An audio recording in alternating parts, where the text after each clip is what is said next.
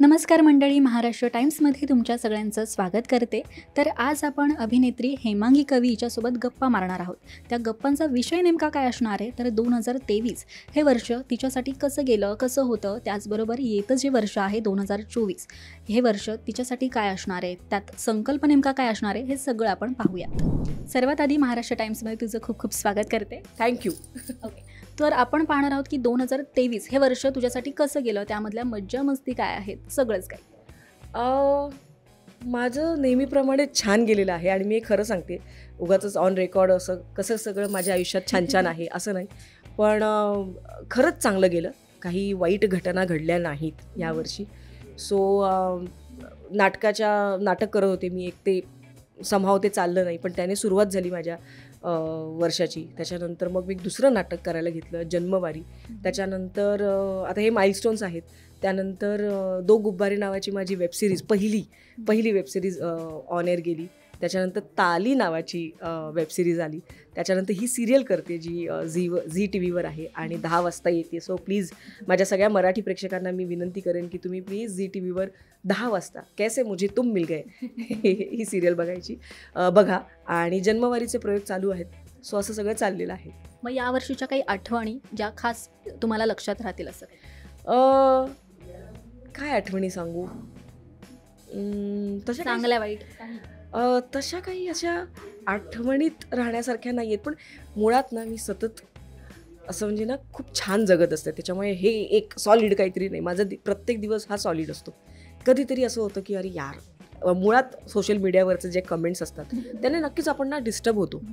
तर तो 1-2 तासासाठी फक्त माझा मूड खराब होतो. त्याच्यानंतर मी परत अशी होते. त्यामुळे मी यावर्षी बहुतेक खूप फिरले नाही आहे, पण मी 2024मध्ये तो एक काय म्हणणार ठरवणार आहे की मी खूप फिरायचं आहे मला. आणि असंही आम्ही आमच्या प्रोफेशनमुळे इकडे तिकडे फिरत असतोच, पण मी जेवढं फिरणं एन्जॉय करते तेवढंच मी घरी राहणं पण तेवढंच एन्जॉय करते. सो हे सगळं आहे. आणि माझं असं ना की माझ्या आयुष्यात हा दिवस खूप महत्त्वाचा नाही, माझा प्रत्येक दिवस खूप महत्त्वाचा आहे आणि तो प्रत्येक दिवस मी इतका एन्जॉय करते ना. आणि हे खरंच म्हणजे ऑन रेकॉर्ड सांगायचं आहे किंवा लोकांना पॉझिटिव्हिटी द्यायची वगैरे असं नाही. मुळात आपण फार जरा कमी विचार केला, जरा कमी केअरलेस राहिलो तर सगळं आपोआप छान होतं. ओके, सो सेटवरच्या कोणत्या अशा आठवणी ज्या तुझ्या राहतीलच लक्षात वगैरे असं काही, किंवा सेटवरचं एखादं मज्जा मस्ती काही? सेटपेक्षा जन्मवारी नाटकात एक मज्जा मस्ती झाली होती. आमच्याकडे एक कलाकार आहेत, मी त्याचं नाव नाही घेणार नाही, कारण तो म्हणेल की काय ताई तू असं का सांगितलंच. आता लोक आता मला त्या नजरेने बघतात. तो मुलगा त्या नाटकामध्ये मल्टिपल रोल करतोय. म्हणजे तो भटजीही होतो, तो एक असा मैफिलीत येणारा एक रगेल माणूस पण होतो, असंच मल्टिपल रोल करतो. आणि एका त्या सीनमध्ये त्याची सलवार मधली नाडी बसल्यावर निसटली. म्हणजे याची गाठ, कारण का ते सिल्कचं कापड होतं आणि ती नाडीसुद्धा सिल्कची होती आणि तो बसला आणि ती सुटली आणि त्याने अख्खा सीन असं पकडून तो केली खूपच मजेशीर. आणि आम्ही हे विंगेतून बघत होतो आणि हे काय नवीन याने आज बेरिंग घेतलंय, असा कुठला राजा असतो किंवा नंतर त्याने येऊन सांगितलं पाची ही पॅन्ट तिकडे आली होती. फार फनी होतं. त्यामुळे आम्हाला ते आम्ही कधीच विसरू शकत नाही. आता जेव्हा जेव्हा तो सीन येतो तेव्हा आणि माझं कसं होतं की आत्तापर्यंत मला अनेक विचारतात की नाटकातल्या गमती जमती सांग.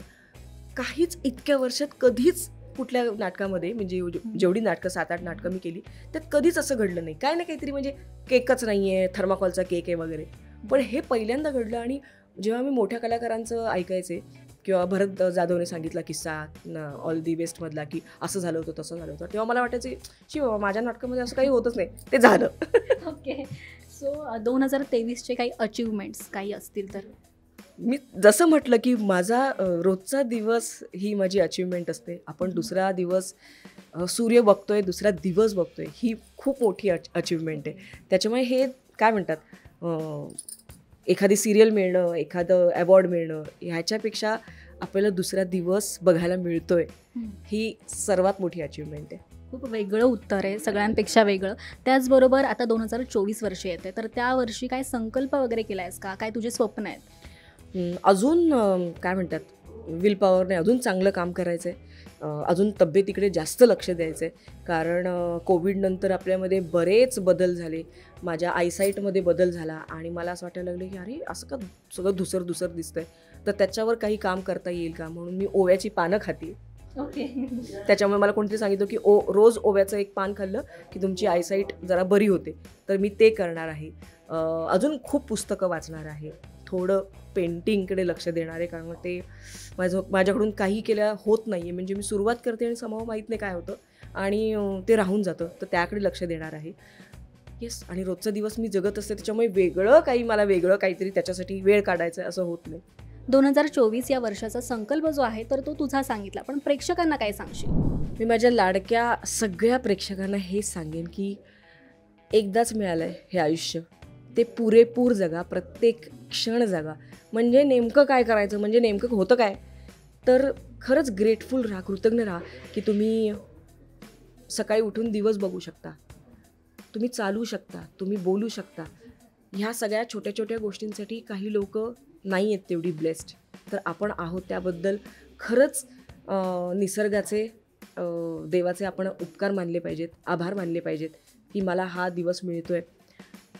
तब्येतीची काळजी घ्या, पण अतिविचारही करू नका. काही काही गोष्टी आपल्या हातात नसतात, मग त्याचा किस पाडून काय होणार आहे. सो ज्या गोष्टी आपल्या हातात नाही आहेत, आपण काही करू शकत नाही, त्याच्याबद्दल अतिविचार करून कशाला हिरमोड करायचा आपला समोरच्याचा. प्रत्येक दिवस टू द फुलेस्ट जगा जगा. सो तुझ्या पुढील वाटचालीसाठी खूप खूप शुभेच्छा. तर हा व्हिडिओ तुम्हाला कसा वाटला हे कमेंट करून नक्की सांगा. पाहत रहा महाराष्ट्र टाइम्स. धन्यवाद.